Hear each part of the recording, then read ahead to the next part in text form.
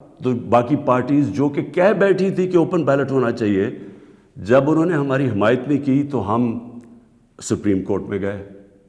Supreme court میں پورا case ہوا.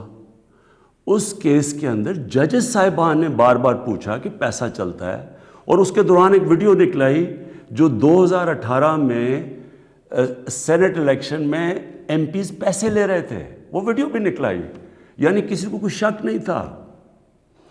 پھر جب یہ عدالت کے اندر، سپریم کورٹ کے اندر جب اس کی بات چیت چل رہی تھی تو الیکشن کمیشن نے اوپن بیلٹ کے خلاف کہی، اور سپریم کورٹ بار بار کہتا رہا کہ آپ کی ذمہ داری ہے صاف اور شفاف الیکشن کروانے کی. اور وہ ساری پارٹیز، پی ٹی ایم کی پارٹی سب اکٹھی ہو گئی، سب نے اکٹھے ہو کے کہا کہ نہیں جی سیکرٹ بیلٹ ہونی چاہیے، جبکہ ماضی میں یہ خود کہتے رہے کہ اوپن بیلٹ ہونی چاہیے. اب میں آپ سب سے یہ سوال پوچھتا ہوں کہ آپ کا کیا خیال ہے کہ کیا وجہ تھی کہ یہی پارٹیز پہلے چاہتی تھیں کہ سیکرٹ اوپن بیلٹ ہونی چاہیے، اب کیوں یہ ساروں نے زور لگایا کہ سیکرٹ بیلٹ ہونی چاہیے؟ یہ جمہوریت کے خلاف ہے، یہ آئین کے خلاف ہے. تو پہلے یہ آئین کے خلاف نہیں تھی جب انہوں نے چارٹر آف ڈیموکریسی میں سائن کیا تھا. انہوں نے سینٹ کے اندر یہ بل ایک نکالا ہوا تھا، یہ ایک فورم کے اندر انہوں نے تب بھی کہا ہوا تھا کہ اوپن بیلٹ ہونی چاہیے.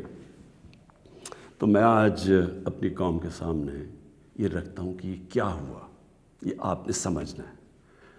ہوا یہ کہ یہ جب سے ہماری حکومت آئی ہے، سب سے ان کو جتنے بھی یہ پرانی پولیٹیکل پارٹیز کے اندر کرپٹ لوگ تھے اور ان کے لیڈرز، ان سب کو خوف ہو گیا کہ کیونکہ یہ عمران خان نے اپنی پوری کرپشن کے اوپر کیمپین کی ہوئی ہے، اب یہ کہیں ہمارے کرپشن کے کیسز کے اوپر آگے نہ بڑھے.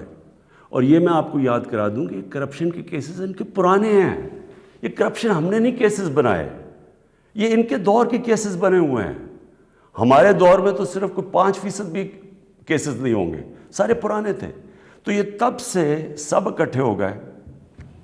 اور میں نے پہلے دن بھی جب میں گورنمنٹ میں آیا، میں نے پہلے دن کہا اپنے پہلے خطاب میں کہ یہ سب اکٹھے ہو جائیں گے، سب جمہوریت کے نام پہ شور مچائیں گے. A P D M, democratic movement, یہ جمہوریت کے نام پہ سب سارے ایک ہی ان کا انٹرسٹ ہوگا کہ میرے اوپر اتنا پریشر ڈالو کہ میں ہاتھ کھڑے کر کے کہوں جس طرح جنرل مشرف نے کیا تھا، ان کو این آر او دے دوں، ان کے کرپشن کے کیسز ختم کر دوں. تو اب انہوں نے کیا کیا؟ انہوں نے پہلے کوشش کی بلیک میل کرنے سے پہلے دن سے کہ جی الیکشن خراب ہے. پھر انہوں نے اس کے اوپر کرونا کے اوپر پوری کوشش کی. پھر جب فیٹف کا بل آئی، ذرا آپ نے سمجھنا ہے فیٹف کا بل کیا تھا. فیٹف کا بل یہ تھا کہ ان کے دور میں ہمیں ایک انٹرنیشنل جو ایک ادارہ ہے فیٹف، اس کے اندر ہمیں گرے لسٹ میں ڈال دیا گیا. گرے لسٹ کا مطلب یہ ہے کہ اگر آپ جو وہ فیٹف کہتی ہے اگر وہ آپ نہیں کرتے تو وہ آپ کو بلیک لسٹ میں ڈال دیں گے. بلیک لسٹ کا کیا مطلب ہے؟ ملک کے اوپر سینکشنز لگ جائیں گے. سینکشنز کا کیا مطلب ہے؟ آپ کو صرف میں آسان زبان میں سمجھا دوں. اس کا مطلب یہ ہے کہ جو وہ سینکشنز لگے گی، ہمارا روپیہ گرنا شروع ہوگا. اور ہمارا روپیہ کتنا گرتا ہے یہ کوئی کہہ نہیں سکتا، لیکن جب روپیہ گرتا ہے آپ سمجھ جائیں کہ اس وقت مہنگائی بڑھ جاتی ہے. کیونکہ ساری چیزیں جب روپیہ گرتا ہے، جو چیز آپ باہر سے منگاتے ہیں مہنگی ہو جاتی ہے، جس کے اندر تیل ہے، بجلی ہے، کیونکہ بجلی بھی تیل کے اوپر آدھی بنتی ہے، پھر ڈالر کے کانٹریکٹس ہیں، پھر دالیں ہیں وہ 70% باہر سے، پھر گھی باہر سے آتا ہے، پھر گندم بھی ہمیں باہر سے منگوانی پڑی. تو جو بھی چیز باہر سے آتی ہے، ٹرانسپورٹ، تیل کی، سب مہنگی ہو جاتی ہے. تو اگر فیٹف کی بلیک لسٹ میں آتے ہیں تو یہاں لوگوں کی یہاں تو غربت پھیلنی ہے.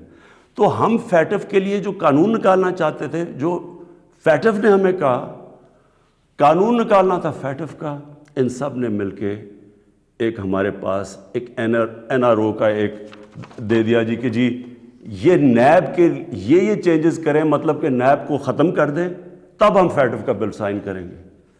فیٹف ملک کے لیے نیب کا اس سے کیا تعلق ہے؟ صرف اور صرف کہنے کی کوشش ہے، ان کا 1 پوائنٹ ایجنڈا ہے کہ کسی طرح مجھے پریشر کر دے کہ میں کسی طرح بلیک میل کریں کہ ان کو NRO دے دوں۔ اب آپ سمجھیں کہ انہوں نے یہ کیوں کیا؟ کیوں یہ جو پہلے کہہ رہے تھے، سب کہہ رہے تھے کہ سینٹ کے الیکشن میں پیسہ چلتا ہے اور اوپن بیلٹ ہونی چاہیے، اور اب کیوں سب اکٹھے ہو گئے؟ سپریم کورٹ میں جا کے سب نے اکٹھے زور زور سے کہا کہ نہیں جی ہمیں سیکرٹ بیلٹ چاہیے، خفیہ بیلٹ چاہیے۔ اس کی وجہ یہ تھی، انہوں نے یہ پلان کیا کہ یہ جو ہمارا الیکشن تھا حفیظ شیخ کا اور یوسف رضا گیلانی کا، اس میں انہوں نے پورا پیسہ چلانا تھا، پوری کوشش کرنی تھی کہ ہمارے ممبرز توڑیں، ان کو پیسے دے کے اپنے ساتھ ملائیں، اور کسی طرح وہ الیکشن جب وہ حفیظ شیخ نے ہارنا تھا تو اس سے کیا سامنے آنا تھا کہ جی عمران خان کی پارلیمنٹ کے اندر میجورٹی ختم ہو گئی، اور میجورٹی ختم حالانکہ ووٹ آف نو کانفیڈنس تو نہیں ہے، لیکن جب یہ ایک دفعہ آ جائے کہ جی عمران خان کے ممبر ادھر جا سکتے ہیں اور ان کے ممبر زیادہ ہو گئے ہیں، یعنی ہمارے ممبرز ان کے ساتھ چلے گئے ہیں، اس کا مطلب کہ اگلا سٹیپ یہ ووٹ آف نو کانفیڈنس لے آئیں۔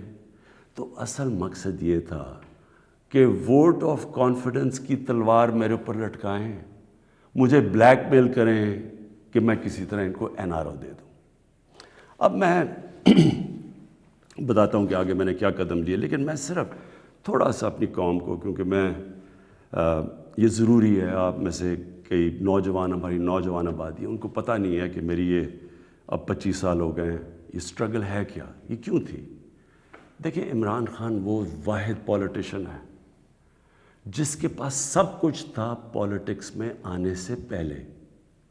میں وہ آدمی ہوں جس کو شاید ملک میں سب سے زیادہ شہرت تھی، جتنا پیسے تھے میری زندگی کے لیے بہت تھے، مجھے کسی چیز کی ضرورت نہیں تھی جب میں پولیٹکس میں آیا۔ میں آیا کیوں پولیٹکس میں ہم وہ ہیں جنریشن جو پہلی، میرے والد میری والدہ ایک غلام ہندوستان میں پیدا ہوئے تھے، میں پہلا پاکستانی جنریشن تھا جو آزاد ملک میں پیدا ہوا تھا، اور ہمیں اپنے ملک پہ بڑا فخر تھا۔ جیسے ہمارا ملک اٹھتا جا رہا تھا، آج سے 50 سال پہلے، 55 سال پہلے پاکستان کی مثال دی جاتی تھی دنیا میں، ہمیں فخر ہوتا تھا۔ پاکستان کا دنیا کے اندر ایک رتبہ تھا۔ ہمارا جب یہاں سے پریزیڈنٹ باہر گیا تو اس کو ایئرپورٹ پہ امریکن پریزیڈنٹ ملنے آیا، یہ اور بھی چھوڑے، یعنی ہماری ہر طرح ایک ملک میں ایک ہوپ تھا، اوپر جا رہے تھے ہم۔ تو آہستہ آہستہ میں نے اپنا ملک نیچے آتے دیکھا، اور جو 1985 کے بعد اس ملک میں تباہی مچی، جب سے کرپشن یہ آسمانوں پہ گئی، نان پارٹی بیس الیکشن ہوا تھا، آپ کو موقع ملے تو وہ ضرور پڑھیں، کیونکہ وہ ایک ایسا جسے ٹرننگ پوائنٹ کہتے ہیں، جس کے بعد ہماری تقدیر بدلی، جس کے بعد کرپشن بڑھنی شروع ہوئی پاکستان میں، جس وقت پولیٹکس کے اندر پیسہ چلنا شروع ہوا۔ یہ یاد رکھیں 1985 تھا وہ۔ تو ہم دیکھ رہے تھے کہ آہستہ آہستہ پیسہ اقتدار میں کیوں آ رہے ہیں جی؟ بزنسز چلانے کے لیے۔ پرائم منسٹر بن رہا ہے تو فیکٹریاں بننی شروع ہو گئیں، پرائم منسٹر بننا ہے تو بزنس مین بننا، 7 وزیروں نے پیسہ بنانا شروع کر دیا۔ 85 کے بعد ہمارا ملک جانا شروع ہوا نیچے۔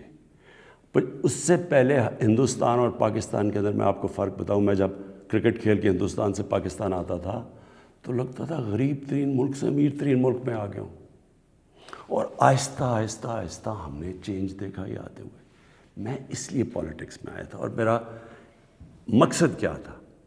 دیکھیں میں نے تو بہت اپنا وقت باہر کی دنیا میں گزارا ہے، میں نے مغربی ممالک دیکھے ہیں، میں نے انگلینڈ کے اندر ان کے سارے سسٹمز دیکھے ہیں۔ فرق کیا ہے؟ کیا وجہ ہے کہ ایک ملک اوپر چلا جاتا ہے اور دوسرا ملک سارے وسائل کے باوجود نیچے آ جاتا ہے؟ وہ ہے لفظ انصاف، قانون کی بالادستی۔ نبی صلی اللہ علیہ وسلم نے مدینہ کی ریاست کی بنیاد کس چیز پہ رکھی تھی؟ عدل اور انصاف پہ۔ انہوں نے جب کہا تھا، اور وہ اچھا یہ ہے کیا انصاف؟ قانون کی بالادستی کا مطلب کیا ہے؟ میں چاہتا ہوں سب نوجوان آپ سب سمجھیں، قانون کی بالادستی کا مطلب یہ ہوتا ہے کہ طاقتور اور کمزور ایک ہی برابر ہوں، قانون ان سے ایک طرح کریں۔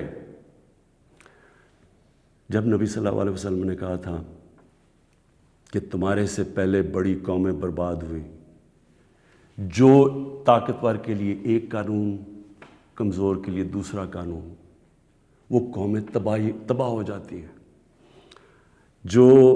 جب انہوں نے کہا کہ میری بیٹی بھی اگر جرم کرے بھی اس کو سزا ملے گی، کہنے کا مطلب یہ ہے کہ قانون یعنی انصاف وہ ہوتا ہے جو طاقتور کو قانون کے نیچے لے کے آتا ہے۔ اب یہاں کیا ہو رہا تھا؟ جو طاقتور اس کے لیے سارا ایک قانون، وہ چوری کر رہا ہے، وہ پیسے بنا رہا ہے، وہ منی لانڈرنگ کر رہا ہے، وہ پلاٹوں کے اوپر قبضے کر رہے ہیں، وہ سرکاری ان کو کوئی پکڑ نہیں رہا تھا۔ بیچارے غریب لوگ جیلوں میں بھرے ہوئے تھے۔ میں نے بھی جب جنرل مشرف کے دور میں کوئی 8-9 دن جیل میں گزارے ہیں، وہاں صرف غریب لوگ آپ کو نظر آتے ہیں، لگتا ہے صرف غریب ہی چوری کرتا ہے۔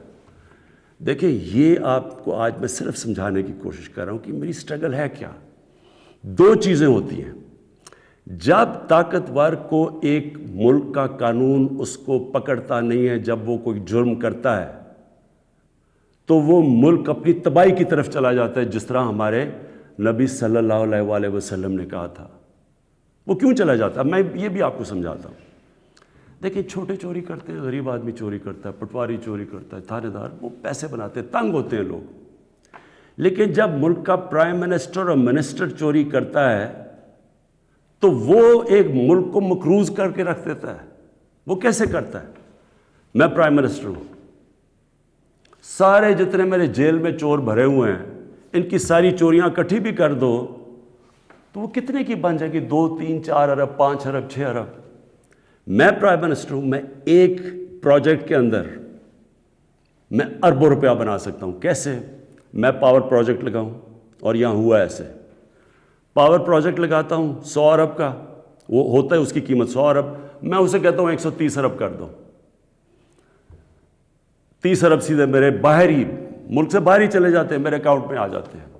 اب وہ جو 30 ارب، سب سے پہلے تو سارے ملک کے چور ملا کے بھی 30 ارب چوری نہیں کرتے۔ وہ جو جیلوں میں بیچارے ہیں، مشکلوں میں، کوئی بے روزگار ہے، کوئی 100 مسئلے ہوتے ہیں عام آدمی کے، کئی تو ہوتے بھی چور ہیں لیکن کئی بیچارے مجبور بھی ہوتے ہیں، وہ تو جیلوں میں ہیں۔ سیدھا بیٹھ کے 30 ارب ایک ڈیل میں میں بنا سکتا ہوں۔ اور اچھا، اس کی قیمت کون ادا کرتا ہے؟ آپ ادا کرتے ہیں۔ وہ کیسے ادا کرتے ہیں؟ کیونکہ جو 130 ارب کا جب پروجیکٹ بن جاتا ہے تو اس کا جو بجلی کی قیمت ہے وہ اوپر چلی جاتی ہے۔ آپ اگر کہیں پتہ چلوائیں کہ وہی پروجیکٹ جو پاکستان میں لگے ہوئے ہیں وہ کتنے پہ لگے ہیں، اور جو وہی پروجیکٹ باہر کے بجلی کے لگے ہیں ان کی کتنی قیمت ہے، تو اس کی کون قیمت ادا کرتا ہے؟ قوم ادا کرتی ہے۔ قوم مقروض ہو جاتی ہے۔